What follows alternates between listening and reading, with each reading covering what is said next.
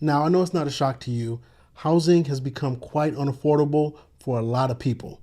Home prices have skyrocketed, and not only have home prices gone up tremendously fast, mortgage interest rates have gone up even faster. The past year, mortgage interest rates have more than doubled. Only one time in the past 50 years has that happened in such a short amount of time. So as housing affordability persists, many people are calling for a housing crash.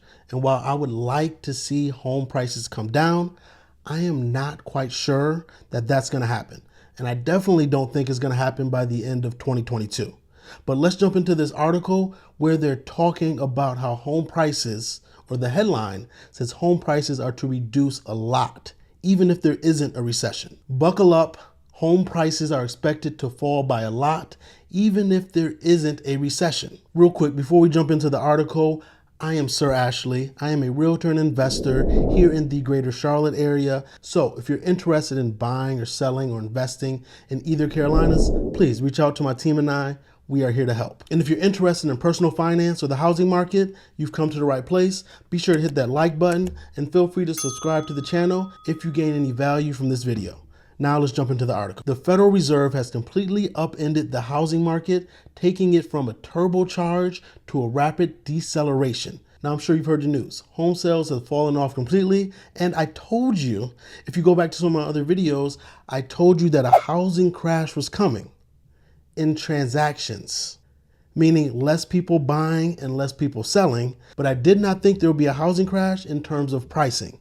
But this article says home prices will fall a lot, even if there isn't a recession. And regardless of whether or not the US government or the powers that be call this a recession, we are definitely in a financial downturn right now.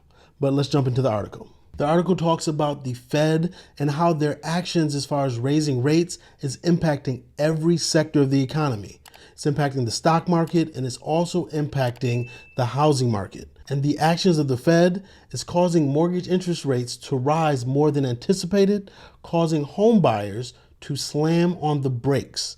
Again, fewer buyers on the market, therefore fewer transactions. But as I said in earlier videos, that right around this time of year, home prices tend to dip anyway. Home prices, based on the seasonality of real estate, they tend to fall in fall and winter.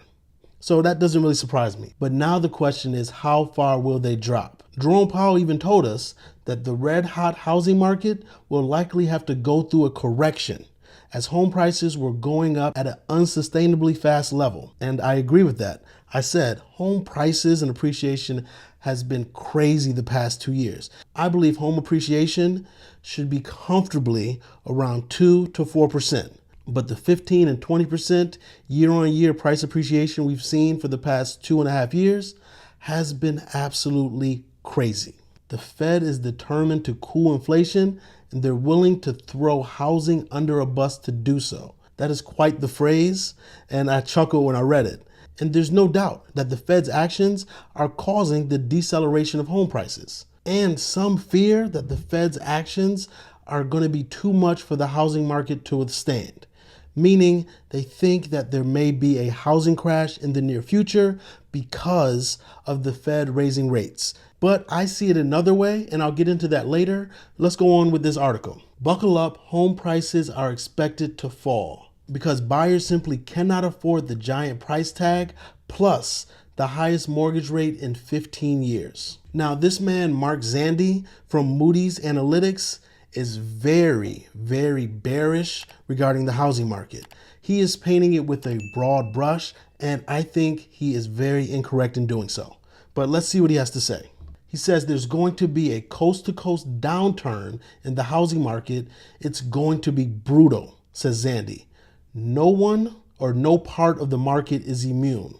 Now, I do believe that there are certain pockets of the country that will be impacted quite severely with the run-up of interest rates. However, I don't think it will be nationwide. Zandi believes that home prices will fall 10% nationally over the next 10 to 18 months if the country avoids a recession. And if one happens, he anticipates price declines could approach 20% from peak to trough in 2024. He is saying that if there is a recession, home prices could drop 20% nationally as a national average, and I just don't see that. Now, I do hope that home prices correct, that inflation comes down, and that mortgage interest rates do come down, because housing affordability has gotten outrageous. Too many people cannot afford a quality place to live, but the Fed actions are causing an awful spiral that's repeating itself and repeating itself, and I'll go into that right now. You see, it was the Fed's actions that caused interest rates to be very low for a very long time. For almost 2 years there, people had a 4, 3, or 2% interest rate. And those interest rates were historically great. And the Fed's actions caused those rates to remain so low for so long that it allowed so many people to get mortgages with those insanely low rates. And because they got mortgages with those insanely low rates, those mortgage rates are causing a lock-in effect, limiting the nation's housing supply. So right now, do we not only have builders slowing down production, we are seeing that there's less homes coming to market because owners are reluctant to sell because they have insanely low interest rates. Play along with me here. If you have a $400,000 home and you bought it in 2021, even if you overpaid for it by $100,000, you locked in an insanely low interest rate, probably in the 3s or maybe even in the 2s. And if you go to sell that home, yes, you'll be able to make a profit right now. But the next home you buy, more than likely you're going to be moving up, trying to get a more expensive home. And the next home you go to buy, that interest rate is going to be in the 6s or 7s. And who knows, in the next month or two, it may even be 8%. So very few people, unless they absolutely have to, is going to sell their home that has an interest rate with a 2 or 3 or 4 in front of it to buy a more expensive home with an interest rate of a 6, 7, or 8 in front of it. It's just not going to happen. And in fact, more homeowners are choosing to remain in their current places instead of looking to upgrade or downsize, as interest rates for a mortgage hit highs not seen since the housing crash of 2008. Now let's go back to the original article that told us to buckle up because home prices are going to fall even if we do not hit a recession. Mark Zandi even acknowledges that prices have to come down quite a bit to make it affordable with these mortgage rates. And the part of this housing market that is quite perplexing for a lot of people is that you all see the headlines that sellers are reducing their prices. However, what you don't see is that their asking price or listing price wasn't in line with reality to begin with. So yes, they may be reducing it, but it's still not in line with reality. I recently was negotiating with a seller who reduced their price $100,000, and yet they were still overpriced by $50,000. But they were unwilling to reduce it any further. And that's the problem that I believe we're going to have, because sellers won't drop prices unless they absolutely have to.